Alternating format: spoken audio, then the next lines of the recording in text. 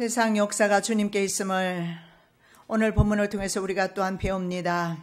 인류의 모든 역사가 주님께 있습니다. 주님께서 인류 역사의 주인이십니다. 그것을 다니엘이 해석하게 도와주시고 알게 해주셨사오니 오늘 저희들에게도 그 해석의 능력을 도와주시옵시고 계시의 정신을 조하여 주셔서 하나님 나라 일을 알게 도와주시옵시고 시대를 분별할 수 있는 은혜를 도하여 주시옵소서. 오늘도 말씀을 친히 증거하여 주실 줄로 믿습니다. 이 시간에 듣는 귀가 복이 되게 도와주시옵시고 시대를 온전히 분별하고 가정을 믿음으로 신앙으로 거룩함으로 잘 준비시킬 수 있도록 복 내려 주시옵소서. 마치는 시간까지 성령 하나님 홀로 영광받아 주시옵시고 주관하여 주시옵소서. 거룩하신 예수 그리스도 이름으로 기도드립니다. 아멘. 자, 5절에서 12절 말씀까지는 바벨론에 대한 하나님의 신탁입니다. 그 하나님의 신탁이 벽에 손이 나타나서 글씨를 쓰면서 나타납니다. 자, 성전 기명으로 술을 마시고 있었습니다. 그런데 이 술을 마시는 이들 왕을 비롯해서 이들 무리는 금, 은, 동철, 목석으로 만든 신들을 찬양했다 그렇게 말씀하고 있습니다. 그래서 그들이 술을 마시면서 이방신을 그리고 목석 우상을 섬겼던 것을 볼 수가 있습니다. 이것은 바로 세상 나라들이 그렇게 합니다. 그리고 세상에 속한 사람들이 그렇게 합니다. 그들을 쫓게 그렇게 되어 있죠. 그리고 이미 이스라엘 백성들이 바벨론 포로 되어 왔기 때문에 그들은 그렇게 생각합니다. 그들의 신이 졌다 이렇게 생각합니다. 왜냐하면 당시에 전쟁에서 승리하는 그 나라가 그 나라의 신이 이겼다라고 그들은 믿고 있었기 때문에 그렇습니다. 여러분 아시지 않습니까? 성경에서 이스라엘 백성을 하나님께서 파셨다고 하셨습니다. 이미 파실 것을 미리 예언하셨고 예정대로 하나님께서 그때가 되어서 파셨습니다. 네, 왜냐하면 예레미야 선지자를 통해서 이사야 선지자를 통해서 수많은 선지자를 통해서 회개하라고 누차 선포를 했지만 그들은 돌이키지 않습니다. 그래서 결국은 바벨론 포로 될 것을 말씀했고 예레미야 선지자는 그래서 바벨론에 항복하라고까지 말합니다. 그래서 그는 매국노로 지켜서 감옥에도 갇히고 심지어는 시위대 뜰에 갇히고 때로는 물 없는 웅덩이 그런 곳에 떨어뜨리기도 하고 참 목숨의 위협을 많이 느꼈는데 그가 전했던 것은 바벨론에 항복하라는 거였어요. 왜냐하면 이미 하나님의 뜻은 진노 이스라엘 백성을 징계하기로 결정하셨기 때문에 그렇습니다. 그래서 이사야 40장 이하에 보면 이스라엘의 회복이 나오는데 이스라엘은 죄 때문에 감옥을 가야 했습니다. 죄를 지었으면 가야 하지 않겠습니까? 그래서 갔던 것 뿐입니다. 그러나 이방 나라 왕은 자기 나라의 신이 더 자기네를 도왔기 때문에 그래서 그 신들이 도왔기 때문에 이겼다라고 생각합니다. 그래서 인류의 역사를 주관하시고 개인사를 주관하시는 분이 바로 하나님이신 것을 계속적으로 말씀하고 있습니다. 자, 성전 기명으로 예루살렘 성전에서 가져온 기명으로 술을 마시고 있는데 갑자기 흰색 벽에 손이 나타나서 글을 쓰기 시작합니다. 무섭겠어요. 엄청. 갈대아, 술사, 술객, 점장이 모두 불렀습니다. 이상한 글을 아무도 읽지 못하고 해석은 더더욱 할 수가 없습니다.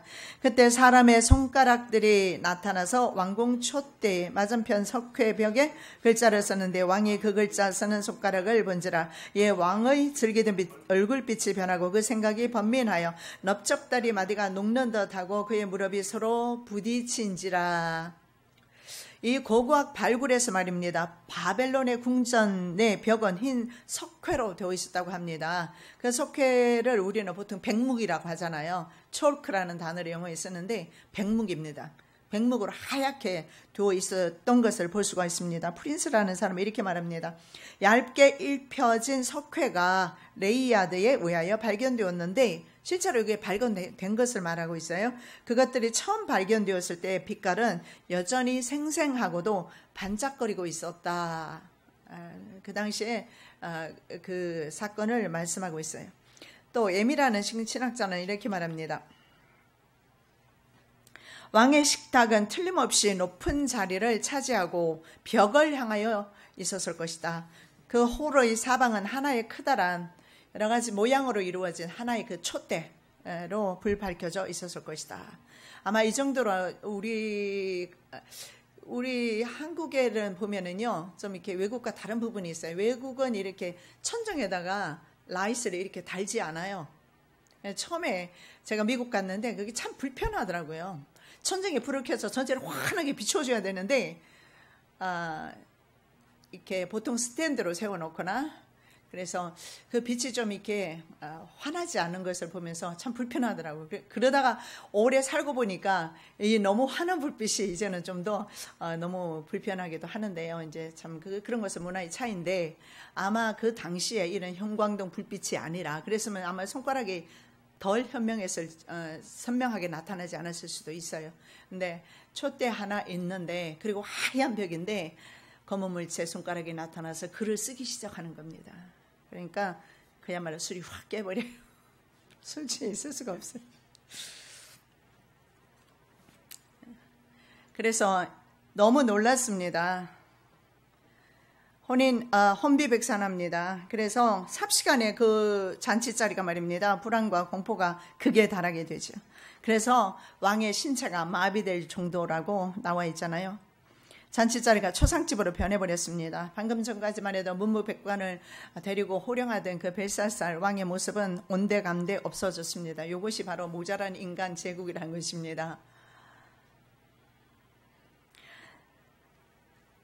자, 고대 메소포타미아 왕들은 아까 제가 말씀드린 대로 천상의 신들이 지상 왕국들의 그런 권력 관계와 연결되어 있다. 흥망성쇠를 관장하고 있다고 이렇게 생각했습니다. 그래서 벨사살 왕은 직감적으로 이렇게 두렵게 번민하면서 떨었던 이유가, 이것은 틀림없이 왕의 신의 신탁이다. 신이 신탁이고, 이 신의 신탁은 국가의 안보와 직결되어 있다라는 것을 느꼈습니다. 왜냐하면 그 당시의 왕들은 꿈을 꾸기만 해도 그 국가의 안보와 연결이 되어 있었던 부분들이 없지 않아 있었거든요. 그래서 즉시 그 순간에 이것은 자신의 나라의 안위와 연결되어 있구나. 그래서 너무 벨사살이 놀랐습니다. 그러나 그 전에 하나님께서는 그 나라를 달아보고 있었습니다. 저울질을 하고 있었는데 저울이 모자라도 너무 모자라요. 자, 성경에 보면 사도행전 12장 21절에서 23절에 보면 헤롯이 나옵니다. 헤롯이 나를 택하여 왕복을 입고 위에 앉아 백성을 효유한데 백성들이 크게 부르되 이것은 신의 소리요 사람의 소리는 아니라 하거늘 헤롯이 영광을 하나님께로 돌리지 아니하는 고로 주의 사자가 고치니 충이 먹어 죽으니라. 자, 여기에 보십시오. 헤롯 대왕이라고 불렸습니다. 왜냐하면 많은 건설 사업을 했고, 이 사람은 유대인은 아니었습니다. 유대인은 아니고 에돔족의 후예로 그렇게 알려져 있습니다만은, 자, 이 사람이 어느 날 왕복을 입고 위에 앉아 백성을 효유했다. 퍼블릭 애드레스입니다. 이게 뭐냐면 공적 스피치입니다. 연설을 한 거죠. 그래서 연설을 하다가 이 사람은 죽어버렸네. 어떤 사람은 뭐 하다가 술잔 기울이다가 죽고, 또 어떤 사람은 연설하다가 죽고, 죽은 이유가 무엇입니까? 여기에 말씀해 보니까 헤롯 대왕이 하나님께 영광을 돌리지 아니하고 헤롯은 하나님의 자리에 앉았다는 것을 볼 수가 있습니다. 그래서 주의 사자가 치니까 해충약이 없었나 당시에 충이 먹어서 죽어버렸습니다. 자, 이제 이 분벽에 나타난 글씨를 보고 놀라 기절 초풍하고 있습니다. 그래서 8절에 보면 이런 말씀이 있죠. 왕의 박사가 다 들어왔다, 그렇게 나와 있습니다. 왕의 박사가 다 들어오면 뭐합니까? 여기서 유한적인 인간의 모습을 보여주고 있습니다. 그럼에도 불구하고 하나님의 사람은 하나님의 사상과 생각, 하나님의 하실 미래 일까지 말씀 알 수 있다는 것을 볼 수가 있어요. 그렇습니다. 그것이 모든 박사가 아니라 박사 몇 개라도, 근데 이 박사들이 들어오나 하나님이 하실 일은 몰라요. 그러나 일자 무식꾼이라도 하나님의 영이 있는 사람, 그래서 그들은 이렇게 말합니다. 신들의 영이 있다. 복수로 물론 사용해요. 우리는 신들이 아니라 여호와 하나님, 그분의 영이 있습니다. 그분의 계시를 받습니다. 그래서 그들은 글자를 읽지도 못하고 해석하지도 못합니다. 그러나 다니엘은 능히 그 글자를 바로 망설임 없이 해석하는 것을 보게 됩니다. 그에게는 바로 하나님의 계시의 은사가 있기 때문인 것을 볼 수가 있습니다. 자, 이런 상황을 누가 알고 있느냐? 왕후가 들어왔다고 하는데 왕후는 아니고 태우입니다. 왕에게 다니엘을 소개하기 위해서 태우가 들어옵니다. 벨사살의 어머니 나보니두스의 아내가 아니라는 사실을 볼 수가 있는 것이, 그녀는 남편과 함께 지난주에 제가 말씀드렸죠. 테마로 갔다고 했습니다. 그래서 아마도 느부갓네살의 아내가 아니었을까 이렇게 보기도 합니다. 그래서 신들의 지혜와 같은 자 다니엘을 소개하는 것으로 보아서 다니엘의 능력을 경험했던 사람입니다. 그랬을 때 느부갓네살의 아내가, 왜냐하면 느부갓네살 때 어떤 일이 있었습니까? 바로 그때도 금신상에 대한 꿈을 꾸었지 않습니까? 2장에서. 그런데 느부갓네살은 해석하지 못합니다. 그러나 다니엘은 해석하지 않습니까? 그죠? 그것을 보았던 아마 그런 황후가 아니었을까. 그래서 다니엘을 벨사살에게 소개를 해주고 있습니다. 바로 자녀에게 은밀한 것을 나타내시는 하나님께서 그의 해독을 지혜자에게, 다니엘에게만 알게 하시는 것을 볼 수가 있습니다. 여러분, 나라는 말입니다. 모사와 지혜자가 없으면 망하게 되어 있어요. 어떤 나라든지 그렇습니다. 바로 지혜가 있어야 합니다. 그런 사건이 다윗 시대도 여러분 있었던 것을 압니다. 다윗에게는 유명한 아히도벨과 후세라는 두 전략가가, 오늘날로 말하면 전략가입니다. 여러분, 미국이나 이스라엘이나 정보가 전 세계 최고 아닙니까? 그래서 그 정보를 가지고 전략을 짜는 것입니다. 자, 북한에 제가 지난번에 말씀드렸죠. 끝까지 미국이 이라크를 공격했을 때 자기 나라를 공격하지 않는다는 사실을 어떻게 알았다고요? 바로 영국의 채텀하우스라고 있습니다. 전 세계 전략이 거기서 나오죠. 국제문제 전략연구소입니다. 거기 두 군데서 나오는데 그곳의 정보를 북한은 가지고 있었던 겁니다. 그래서 지금까지 계속 시간 끌기 하면서 핵을 만들어 왔습니다. 심지어는 ICBM까지 다 만들어 두고 있습니다. 바로 이것이 뭐냐면 모사와 전략입니다.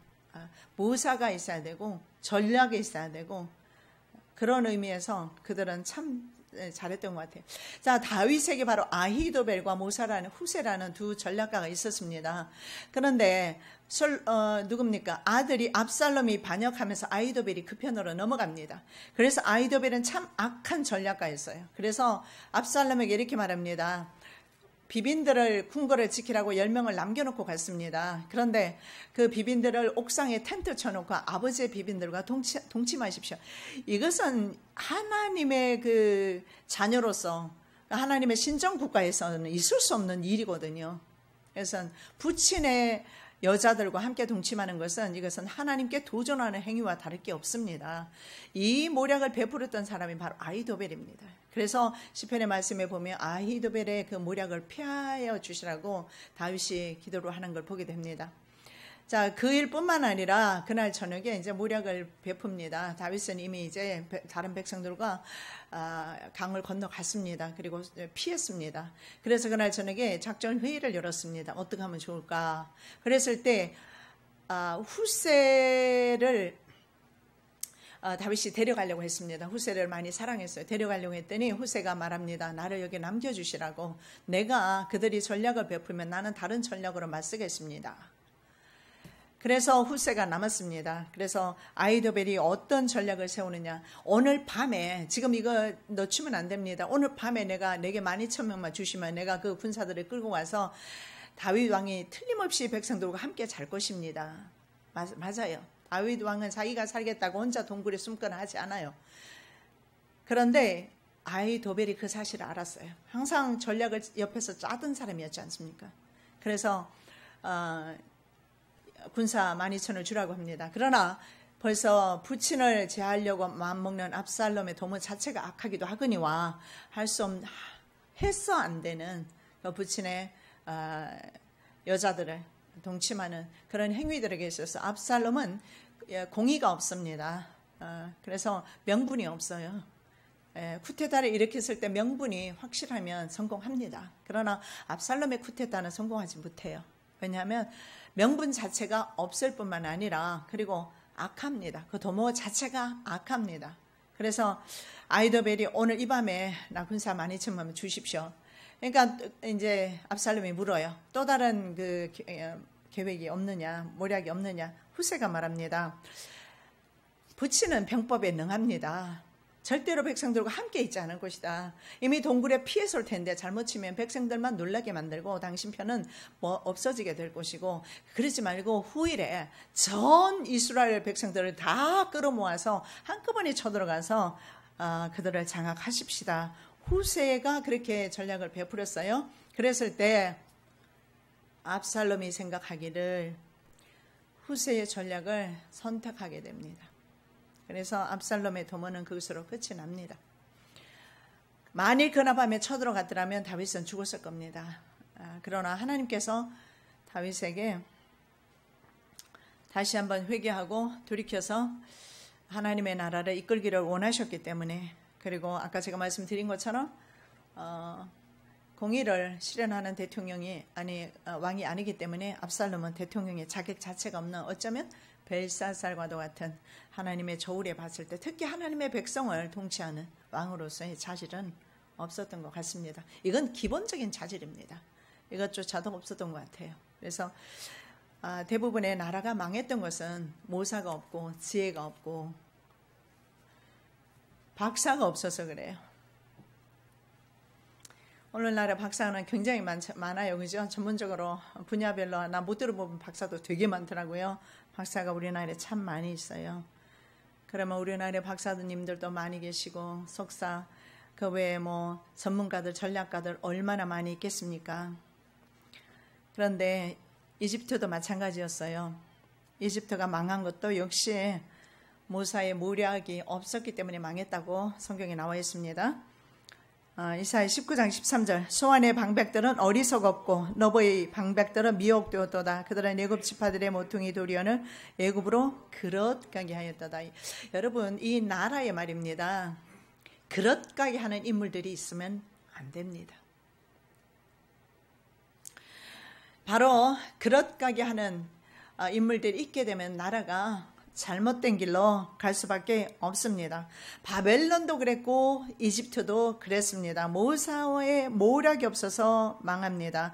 오늘날 이집트 여러분 아시죠? 이라크는 더 이상의 강대국이 아닙니다. 여러분, 한국의 지도자들은 어떠할 것 같습니까? 현재 한국의 지도자들은 어떠할 것 같습니까?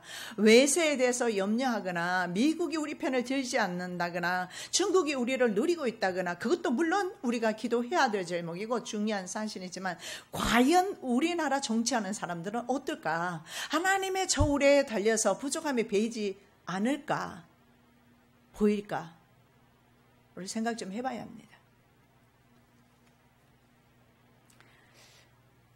이것은 지난 6월 28일 얼마 며칠 되지 않았죠. 사쿠라의 요시코, 이 사람은 일본의 말입니다. 국가기본문제연구소 전략가죠. 모사입니다. 이사장, 국가기본문제연구소 이사장의 칼럼 내용입니다. 일본이 어떻게 가야 될까 한국에 빗대어서 한국의 내용을 먼저 말하고 있는데, 제가 그 내용을 좀 말씀드리도록 하겠습니다. 자, 6월 12일 정상회담이죠. 정상회담에는 구체적 규정도 북한 비핵화도 포함되지 않았다. 반면에 한반도 비핵화는 3차례 반복되었다. 여러분, 이제 한반도 비핵화, 북한의 비핵화 뭔지 알죠? 한반도 비핵화는 안 된다고 했습니다. 남한에는 핵이 있어야 된다고 했습니다. 왜냐하면 북한과 중국과 러시아가 있기 때문에. 그런데 한반도 비핵화는 3차례나 반복되어 기록되어 있지만 북한의 비핵화에 대해서는 한 번도 기록된 것이 없다는 거죠. 북한 비핵화 대신 남한이 미국의 핵우산을 벗어나는 것, 한미동맹 해소가 전제되었다. 이게 지난 정상회담이죠. 내용. 그동안 한반도는 한미동맹에 의해 유지되어 왔다. 맞습니다. 한미동맹. 이승만 대통령 때문에, 정말 이승만 대통령, 믿음의 대통령, 이승만 대통령처럼 미국을 그렇게 정말 잡고 죽이든지 살리든지 물고 늘어진 사람이 없어요.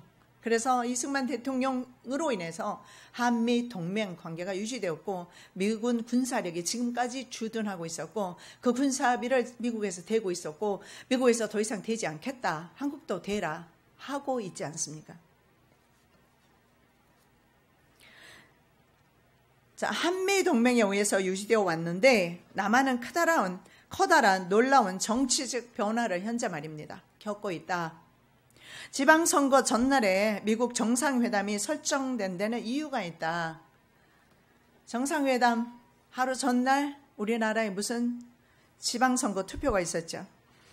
남북한 내 공모 가능성이 있다. 이분은 이렇게 남북한이 서로 공모해서 이런 일을 했다. 정상회담 날짜 정하는 것, 지방선거 하는 것, 이것은 남북한이 서로 공모했다. 이것은 이 여자분의 말만이 아니라 전 세계에서 이런 것이 드러나고 현재 있다라는 겁니다. 자, 왜 그러느냐 하면 미국 정상회담을 이끌어낸 사람이 문재인으로 인식되어 좌파 여당은 누굽니까? 집권당이잖아요. 문재인 집권당, 좌파 여당, 더불어민주당이 압승했습니다. 사실이지 않습니까? 자, 문재인 지지율이 70%인 것이 결정적인 역할을 했다고 합니다. 좌파 세력들이 문재인 대통령과 함께 행정부를 장악하였고, 이것도 이분이 하는 말이고 대부분이 인정하고 있죠. 언론계, 교육계, 의회, 사법부 모두 좌파 세력이 장악했다. 남한은 지금 다른 나라가 되어가고 있다. 우리는 직시해야 합니다. 이런 사실들은. 자, 문재인은 남북한 연방제 정부 수립과 대북 유화 정책을 가속화시킬 것이다.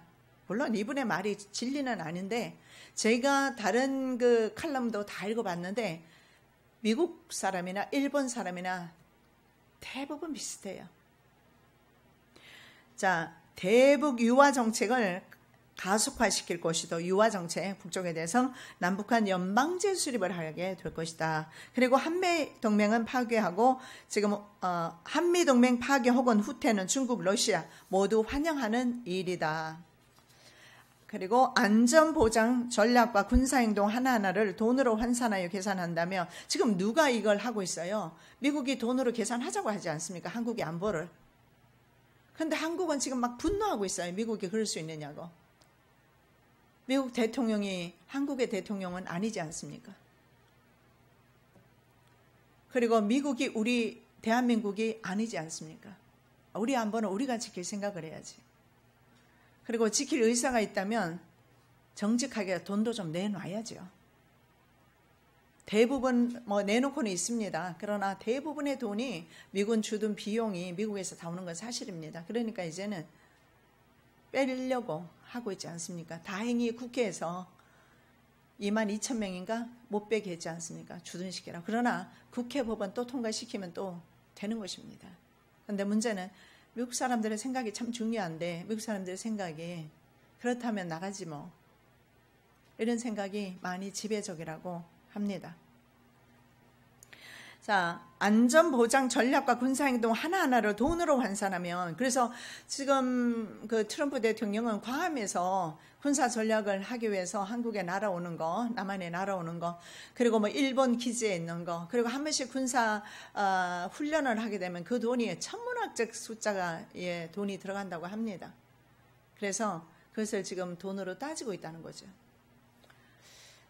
자, 만일에 계산한다면 이런 것을 돈으로 계산한다면 북한의 배후에 있는 중국의 입장에서 보면 미국이 처음부터 백기를 든 것이나 마찬가지다.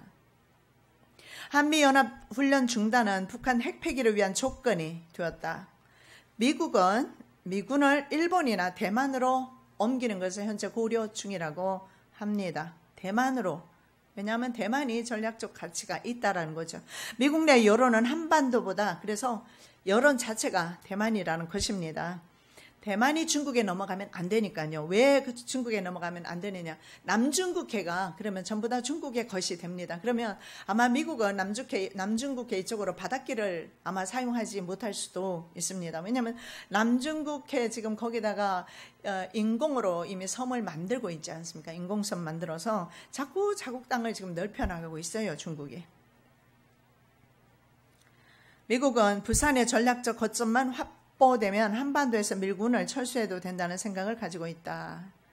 한반도에서 미군의 이동은 극동 정세를 일변시키는 것이다. 핵우산 제거 후에 남은 것은 일본뿐이다. 일본도 정신 차려야 된다. 이렇게 칼럼을 쓴 것 같아요.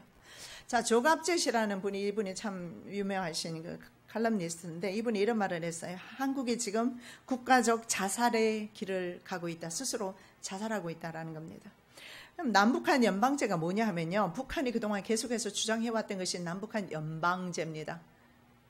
그것이 조선을 북한 방식으로 통일을 하는 건데, 한반도의 남북 통일 방식이, 그래서 가장 먼저 국가보안법이 철폐되는 겁니다. 그리고 방공법도 철폐되고, 공산당을 비롯해서 정치 사회단체 개별 인사들의 자유로운 활동을 보장해야 되고, 그리고 북한 체제 이유 중에,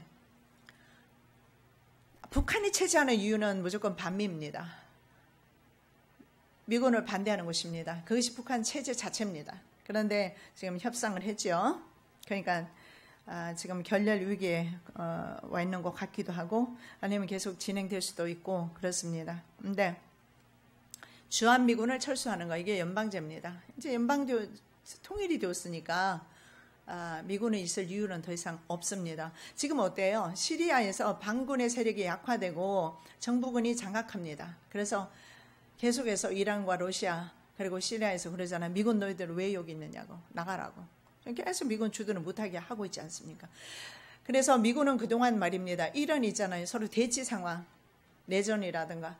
그래서 의도적으로 미국에서 만든 그런 내전도 있습니다. 그래서 그런 것을 빌미로 해서 주둔을 하면서 미국의 영향력을 확대했습니다. 그러나 전략적 가치가 있을 때 그렇게 하는 것이고, 가치가 떨어지면 상대적으로 가치 있는 쪽으로 옮기게 마련인데, 미국은 대만이 훨씬 그런 가치가 있다라고 판단하고 있는데, 그러면 우리 일본은 어떻게 할 것인가? 일본은 남지 않은가? 그럼 일본 혼자서 중국을 상대해야 된다.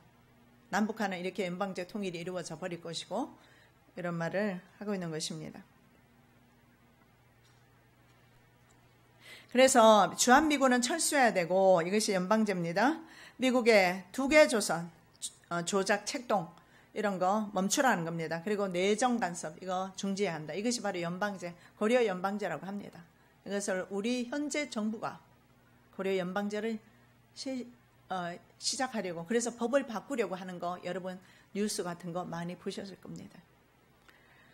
자, 미국은 북한이 미북 정상회담 이후에도 핵탄두와 대륙간 탄도미사일, 핵무기 생산을 멈추지 않고 있고, 그 숫자는 지금도 현재 늘어나고 있다고 현재 미국은 그렇게 보고 있습니다. 여전히 계속해서 스마트하다, 트럼프 대통령이 김정은을 그렇게 과대 포장하고 칭찬하고 있지만, 그건 모릅니다. 속마음은 모릅니다. 근데 자, 이것도 역시 그 미국의 국가이익센터 소장입니다. 의회 전문지가 있는데, 전에도 제가 말씀드렸는데, 더 힐이라는 의회 전문지, 굉장히 아주 중도파입니다. 그 의회 전문지에다 칼럼 실은 건데, 해리 카사니스, 미국의 국가이익센터 소장의 그 이야기입니다. 북한은 트럼프 대통령을 배신할 것이다. 나날이 북한 핵을 은폐한다는 충격적인 정황이 폭로되고 있다. 이는 트럼프 대통령이 싱가포르에서 북한의 독재자 김정은에게 속아남은 간 것을 보여준다. 자, 그 다음에 또 린지 그레엄이 월스트리트는 이렇게 말합니다. 북한이 계속 우려함을 농축하고 있다. 근거 없는 것을 이렇게 신문에 내지는 않습니다.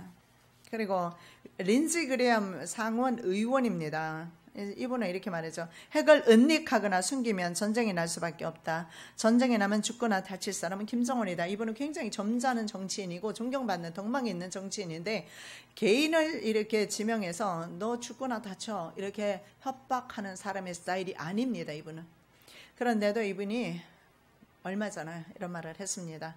전쟁이 나면 다칠 사람은 바로 너다. 자, 7월 6일입니다. 오늘 며칠입니까? 8일입니까? 지난 금요일 조선일보 뉴스입니다. 북한은 평북 영변군 핵시설과 함복 철산군 동창리 미사일 엔진 시험장 등을 정상 가동 중이라는 점이 한미 정찰 자산을 통해서 확인됐다. 우리나라 신문에 난 거죠. 조선일보. 영변에는 플루토늄 재처리 시설과 우라늄 농축 시설이 모두 있다.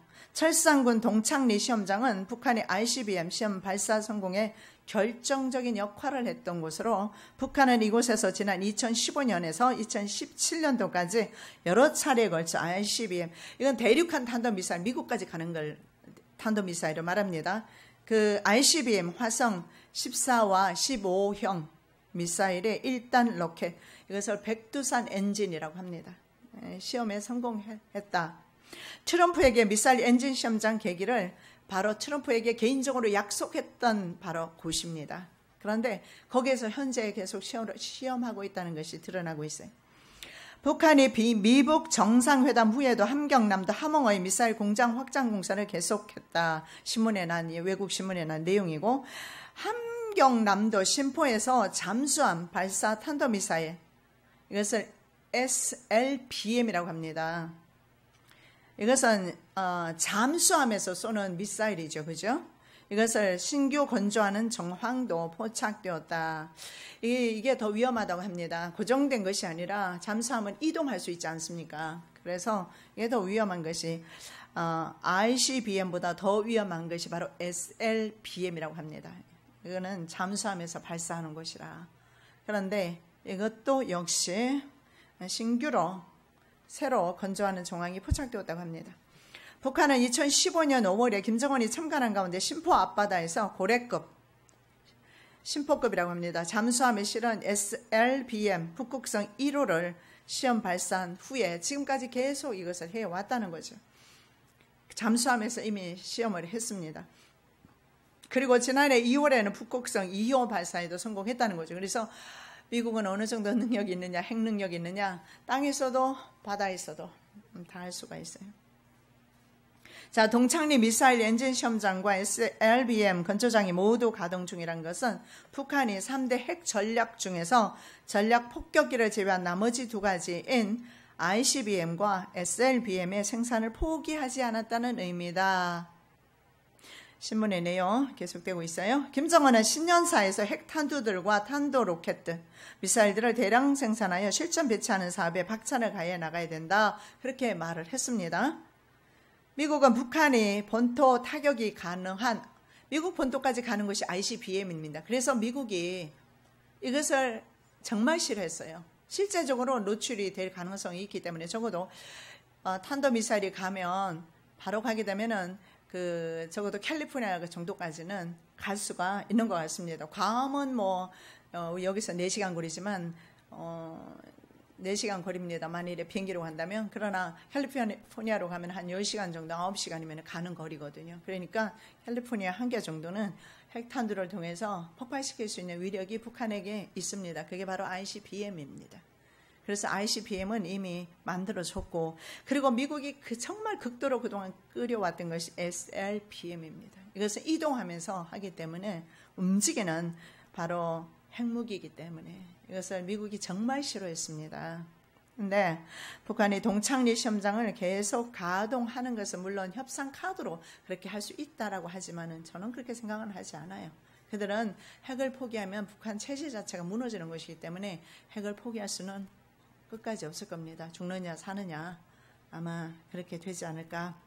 그래서 미국 폼페이오 국무장관이 지난 금요일 날 방북했습니다. 그래서 시험장 폐기와 구체적 방법 등이 논의될 수도 있다라고 그렇게 긍정적으로 보는 견해도 있습니다.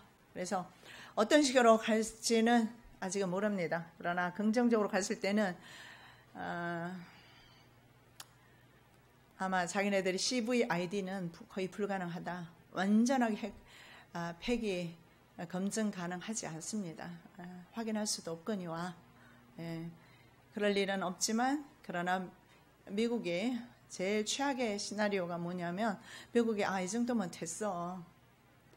미국만 공격하지 않으면 안 돼. 그렇게 하고서 미국이 어느 정도 무기는 해줘버렸을 경우에는 그것이 바로 최악이 아닐까. 저는 그런 생각을 해봅니다. 자, 미국의 CIA도 북한은 핵을 폐기할 의사가 전혀 없다 이렇게 보고하고 있습니다.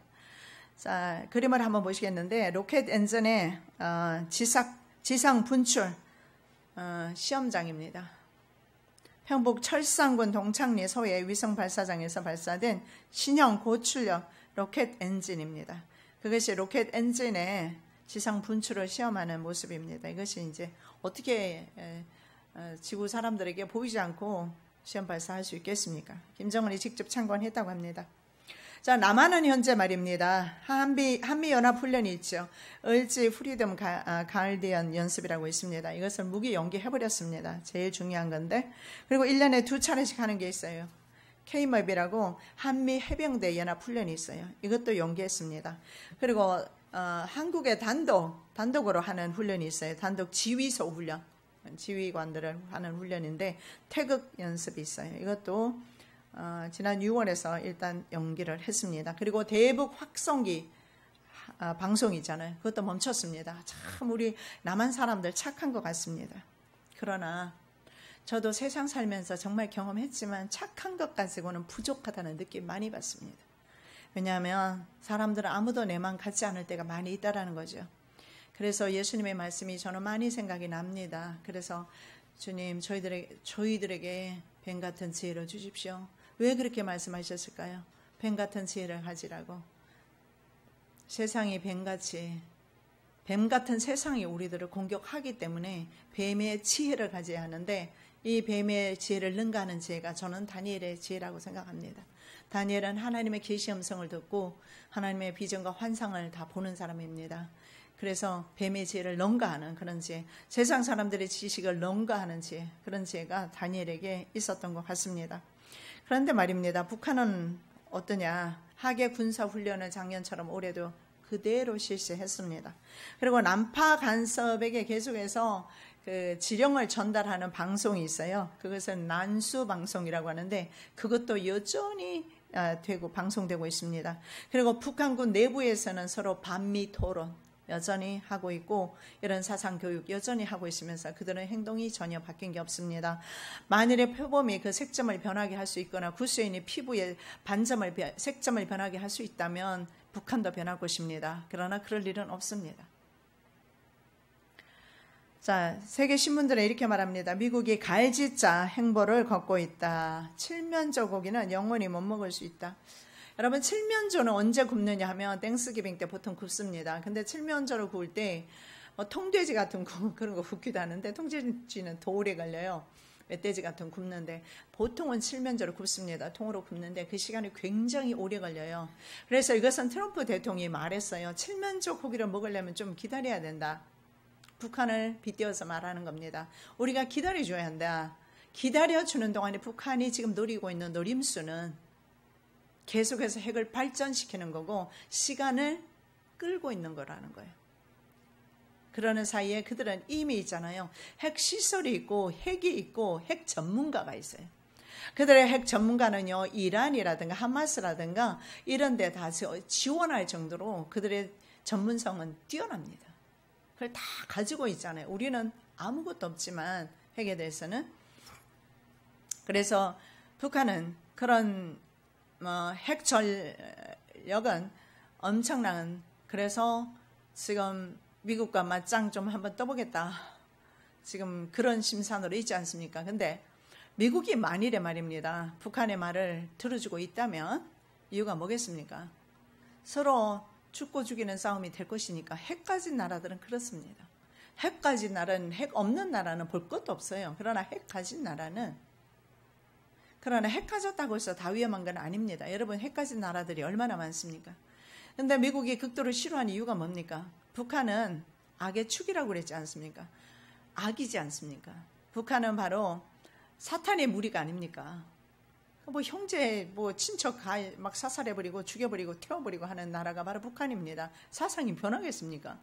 그렇기 때문에 악이 핵을 가지고 있는 것은 위험하단 말입니다. 그래서 미국이 지금 제거하려고는 하지만, 그러나 그 전에 했더라면 참 좋았을 것입니다. 그 전에 클린턴이라든가 부시라든가 이런 대통령, 오바마 대통령 때 좀 일찍 말입니다. 이런 일을 했더라면 좋았을 텐데 좀 늦은 감이 있죠. 그래서 아마 북한은 틀림없이 없애지를 않을 것입니다. 그래서 미국에서는 칠면조 고기를 트럼프는 말합니다. 칠면조 고기 먹으려면 좀 기다려라. 그러나 미국 일각 사람들은 이제는 칠면조 고기 영원히 못 먹을 수 있다. 자, 미국이 지금 다시 북한에 대한 군사적 압박 카드를 꺼내 들었습니다. 한반도에 대한 무력 시위가 다시 시작됐어요. 미국의 전략 자산들이 다시 한반도 주변으로 집결하고 있습니다. 일본 석간우지 7월 4일자 보도입니다. 북한이 비핵화 문제에 속였다면 군사행동도 필요. 미국에서 다시금 대북 강경론 대두 군사행동 하겠다는 것이죠. 자, 2,300명이 승조원이 탈 수 있는 타서 한 달간 먹을 수 있고 그리고 사용할 수 있는 탄약 그리고 유류를 싣고 있는 지난번에도 제가 한번 말씀드렸잖아요. 바다 위에 무기, 바다 위에 똥 다니는 무기고입니다. 무기를 그만큼 많이 가지고 있어요. 승조원도 2,300명이나 타고 있습니다. 그런 별명을 가진 이거는 전쟁 전에 항상 미리 배치하는 선단입니다. 그 선단이 바로 소도만이 부산에 입항해 있습니다. 우리가 영상을 보겠는데 또 다른 배치 선단 잭 럼머스가 일본 유학군이 기지에 주둔해 있다고 합니다. 그리고 요코타 기지는 사설 수송기들이 지금 계속 이착륙을 하면서 임무를 수행하고 훈련하고 있고 참수부대 네이비실 여러분 유명하죠? 네이비실 참수부대가 지금 한국에 지난주인가 들어왔다고 합니다. 그리고 핵전쟁 지휘 통제기가 있어요. 이거 둠스데이라고 전쟁이 있는 곳마다 이 둠스데이라고 지구 심판의 날이라는 이름이에요. 둠스데이는 지구 심판의 날, 지구 심판의 날이라는 이름을 가진 그 핵 전쟁 지휘 통제기가 일본에 와 있습니다. 전함이겠죠. 둠스데이는요, EMP탄을 피할 수 있는 능력까지 가지고 있대요. EMP탄은요, 전자 모든 무기를 완전히 무력화시키는 것이 EMP탄, 초강력한 것입니다. 그런데 EMP탄을 피할 수 있는 그런 그 전략 자산입니다. 여러분, 전략 자산이라는 것은 그 나라에만 있는 것을 말하고 다른 나라에 없는 것들입니다. 그래서 미국의 가장 중요한 둠스데이라든가 이런 전략 자산, 소드만이라는 이런 전략 자산들이 한국 한반도 옆으로 이동하고 있고 해왔습니다. 자, 그래서 여전히 우리가 볼 수 있는 것은 한반도의 미래는 여전히 불투명하다는 사실입니다. 자, 모두 하나님께 달려 있습니다. 여러분, 우리나라 국가의 전략가들이, 모사꾼들이, 정치인들이 지혜로워야 합니다. 그렇게 했던 이집트나 바벨론 같은 그런 사람들이 있어서는 안 될 겁니다. 우리가 영상 한번 보도록 하겠습니다. 폼페이오 미 국무장관이 북한의 비핵화와 검증을 위한 세 번째 방북을 앞두고 있죠.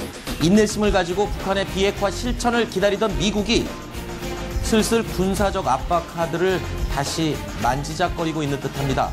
저희 뉴스탑10은 어제에 이어서 오늘도 한반도 주변으로 몰리고 있는 미군의 전략 자산들의 움직임을 포착해서 정리해드리겠습니다. 자, 먼저 어제 저희가 정리해드렸던 전략 자산들의 움직임 다시 한번 정리할까요? 자, 이와쿠니 기지 인근에는 사전 배치 전단, 바다 위의 무기고라고 할 수 있는 사전 배치 전단 잭 럼머스가 와 있습니다.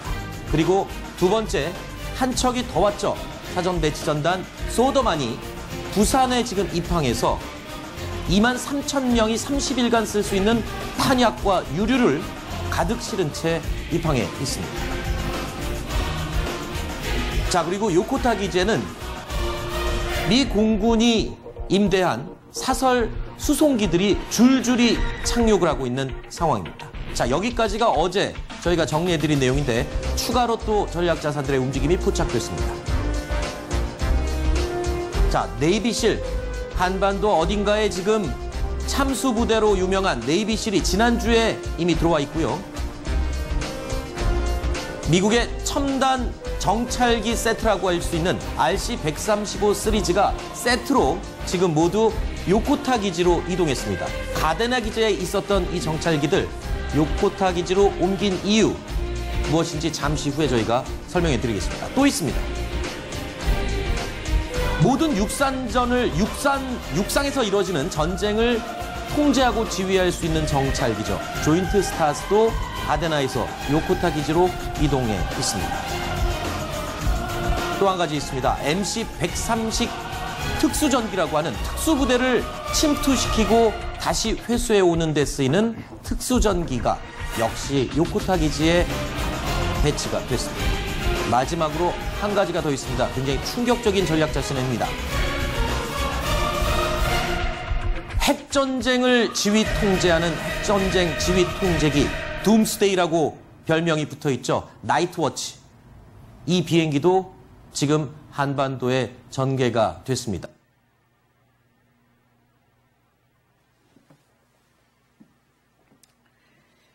자, 11절 말씀에 이렇게 말씀합니다. 왕의 나라에 거룩한 신들의 영이 있는 사람이 있다. 여러분, 저와 여러분 바로 하나님의 그 신이 있는 사람들입니다.